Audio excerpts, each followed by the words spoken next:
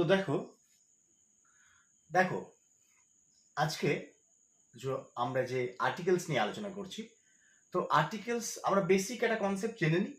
সেটা হচ্ছে যে যেগুলো ভাওয়েল বা ভাওয়েল সাউন্ড, হ্যাঁ, যেগুলো ভাওয়েল মানে হলো এ, ই, আই, ও, ইউ, এই যে ভাওয়েল গুলো আছে, এই ভাওয়েল গুলো যদি থাকে বা এই ভাওয়েল সাউন্ড গুলো যদি থাকে, তাহলে আমাদের জেনারেলি অ্যান বসে।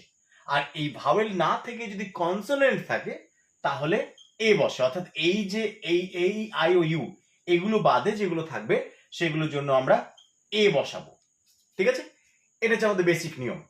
আর যে কোনো বিখ্যাত জিনিসের আগে আমরা দা বসাই, এটা আমরা জানি। তো এবার আজকের ক্লাসে যেগুলো শিখবো সেগুলো কিন্তু ট্রিকি কোশ্চেন, ব্যতিক্রমী নিয়ম এবং পরীক্ষায় বারবার দেয়। তো চলো প্রথমে দেখা যাক। দেখো, প্রথমে আমি লিখেছি ড্যাশ হিমালয়াস এবং ড্যাশ মাউন্ট এভারেস্ট। তো দেখো, হিমালয়াস হচ্ছে একটা বিখ্যাত জিনিস, হ্যাঁ। তো বিখ্যাত জিনিস যখন, তাহলে কি হবে? দা হবে, কোনো অসুবিধা নেই, বিখ্যাত জিনিস দা। তারপর দেখো ড্যাশ মাউন্ট এভারেস্ট, তাহলে মাউন্ট এভারেস্টও তোমরা বলবে বিখ্যাত জিনিস, তাই না? কিন্তু এখানে একটা পার্থক্য আছে। কি পার্থক্য? দেখো, হিমালয় মানে হলো হিমালয়কে আমরা কি বলি? পর্বতমালা, অর্থাৎ চেইন অফ মাউন্টেন্স, অনেকগুলো পর্বত একসঙ্গে আছে, তাকে বলা হয় হিমালয়। তাহলে অনেকগুলো পর্বত যদি একসঙ্গে থাকে, তখন তাকে বলা হয় পর্বতমালা। তো এইরকম যদি হয়, সেক্ষেত্রে কিন্তু দা হয়। কিন্তু যদি কোনো শৃঙ্গ বোঝায়, পিক, এই যে মাউন্ট এভারেস্ট, এটা কিন্তু হিমালয়ের একটা শৃঙ্গ, পিক, এই জন্য তাহলে একটা পিক বা শৃঙ্গ হচ্ছে মাউন্ট এভারেস্ট। তাহলে যদি পর্বতমালা বোঝায়, তাহলে হবে দা। কিন্তু যদি সিঙ্গেল কোনো মাউন্টেন পিক বোঝায়, কোনো পর্বতের শৃঙ্গ বোঝায়, সেক্ষেত্রে কিন্তু নো আর্টিকেলস বসে। মনে রাখবে, অপশন এই তোমাদের কিন্তু এ, অ্যান, দি এবং নো আর্টিকেলস, এই চারটে অপশন থাকবে। তো কি বললাম প্রথমটা, যে পর্বতমালার ক্ষেত্রে দা হয়, কিন্তু যদি কোনো পর্বত শৃঙ্গ বোঝায়, সেক্ষেত্রে কিন্তু নো আর্টিকেলস বসে। পরেরটা দেখো, পরেরটা হলো ড্যাশ ইউকে এবং ড্যাশ ইন্ডিয়া। তাহলে ড্যাশ ইউকে এবং ড্যাশ ইন্ডিয়া। তো দেখো, দেশের নাম, ইউকে হচ্ছে ইউনাইটেড কিংডম, আর ইন্ডিয়া ভারত, আমাদের দেশ। তো দেশের নামের আগে আমরা শিখেছি, দেশের নামের আগে কোনো আর্টিকেলস বসে না, নো আর্টিকেলস। দেশের নামের আগে কোনো আর্টিকেলস বসে না। কিন্তু এই যে কিন্তুগুলো বলছে, কিন্তুগুলো পরীক্ষাতে কিন্তু দেয়। কি জিনিসটা না, যদি কোনো দেশ অনেকগুলো স্টেটস নিয়ে, অনেকগুলো রাজ্য নিয়ে বা অনেকগুলো দ্বীপ নিয়ে গঠিত হয়, সেক্ষেত্রে হয় দা। কি বললাম? যদি কোনো দেশ অনেকগুলো স্টেটস নিয়ে, রাজ্য নিয়ে বা অনেকগুলো দ্বীপ নিয়ে গঠিত হয়, সেক্ষেত্রে হয় দা। আর যদি না হয়, তাহলে কিন্তু নো আর্টিকেলস বসে। যেমন দেখো, ভারত, ইন্ডিয়া কিন্তু একটা অখণ্ড দেশ, ঠিক আছে? ইন্ডিয়া যেহেতু অখণ্ড দেশ, এই জন্য ইন্ডিয়ার আগে নো আর্টিকেলস। কিন্তু এই যে ইউকে, এই যে শর্ট ফর্মটা লিখেছি ইউকে, বা এই যে ইউএসএ বা ইউএই, হ্যাঁ, এই যে ইউএই, এই যে ইউনাইটেড আরব এমিরেটস, হ্যাঁ, ইউএই বা ইউএসএ বা ইউকে, এই যে শর্ট ফর্মগুলো লিখছি, এগুলোর তো মানে আছে। যেমন ইউএই হচ্ছে ইউনাইটেড আরব এমিরেটস, ইউএসএ হচ্ছে United states of America, UK হচ্ছে ইউনাইটেড কিংডম। তাহলে এই যে ইউনাইটেড কিংডম মানে কয়েকটা কিংডমকে একত্রিত করা হয়েছে।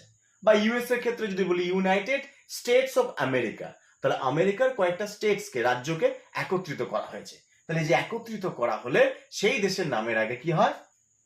দা বসে। আর যদি তা না হয়, তাহলে কিন্তু নো আর্টিকেলস, যেমন ইন্ডিয়ার ক্ষেত্রে হলো। ঠিক আছে? তারপরে দেখো, বলেছি dash Punjab and dash West Bengal. তাহলে দেশের নামের আগে যেমন নো আর্টিকেলস বসে, অর্থাৎ কোনো আর্টিকেলস বসে না, সেরকমই রাজ্যের নামের আগেও কিন্তু নো আর্টিকেলস। রাজ্যের নামের আগেও কিন্তু নো আর্টিকেলস। তাহলে দেশের নামের আগে যেমন নো আর্টিকেলস, রাজ্যের নামের ক্ষেত্রেও নো আর্টিকেলস। কিন্তু কি না, যদি সেই রাজ্যটা অনেকগুলো দ্বীপ নিয়ে বা খণ্ড বিখণ্ড কোনো ভূখণ্ড নিয়ে গঠিত হয়েছে, তখন সেই রাজ্যের ক্ষেত্রে কিন্তু কি হয় না দা বসে। যেমন ওয়েস্ট বেঙ্গল কিন্তু কোনো তোমার দ্বীপ নিয়ে বা কোনো খণ্ড খণ্ড ভূখণ্ড নিয়ে গঠিত হয়নি, এই জন্য নো আর্টিকেলস। কিন্তু পাঞ্জাব, আমরা পাঞ্জাব কথা জানি অর্থ পঞ্চ অব, হ্যাঁ, বা আন্দামান নিকোবরের কথা যদি বলি, সেক্ষেত্রেও কিন্তু এখানে দা হবে। কেন না, আন্দামান হচ্ছে অনেকগুলো দ্বীপের সমাহার, সেরকম পঞ্চ হচ্ছে পঞ্চ অব, পাঁচটা অবের সমাহার। হ্যাঁ, তাহলে যেহেতু অনেকগুলো দ্বীপ নিয়ে বা ভূখণ্ড নিয়ে গঠিত যে রাজ্য বা যে দেশ, দেশের ক্ষেত্রে ওই যে অনেকগুলো স্টেটস বা অনেকগুলো ভূখণ্ড নিয়ে বা দ্বীপ নিয়ে গঠিত, সেক্ষেত্রে হয় দা। আর যে রাজ্যগুলো এরকম হয় না, অর্থাৎ এরকম খণ্ড খণ্ড দ্বীপ নিয়ে বা ভূখণ্ড নিয়ে গঠিত হয় না, সেক্ষেত্রে নো আর্টিকেলস। পরেরটা দেখো,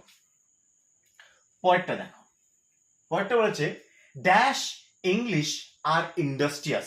ইন্ডাস্ট্রিয়াস মানে হচ্ছে পরিশ্রমী। হ্যাঁ, পরিশ্রমী। এই ইন্ডাস্ট্রিয়াস শব্দটা তোমরা জেনে রাখবে, অনেক সময় পরীক্ষায় দেয়। ইন্ডাস্ট্রিয়াস কথার অর্থ হলো পরিশ্রমী। ড্যাশ ইংলিশ আর ইন্ডাস্ট্রিয়াস।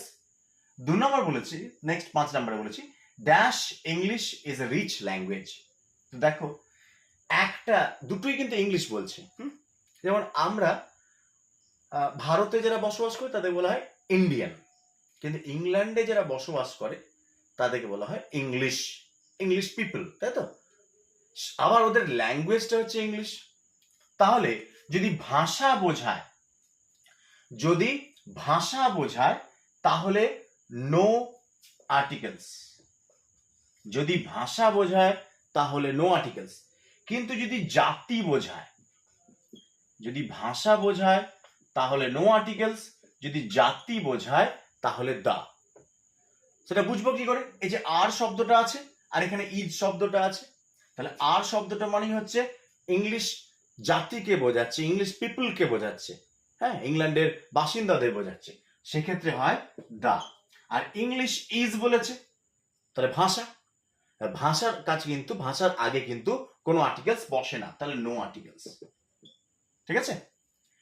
তারপরটা দেখো, খুব ইন্টারেস্টিং। সেটা হলো আমরা ডিগ্রি চেঞ্জ যখন করাবো দেখতে পাবো, তো ডিগ্রি চেঞ্জের ক্ষেত্রে কি হয় না, সুপারলেটিভ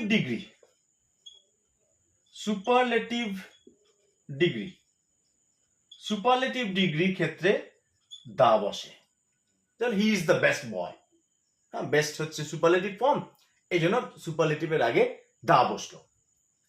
তাহলে সবসময় সুপারলেটিভের আগে দা বসে।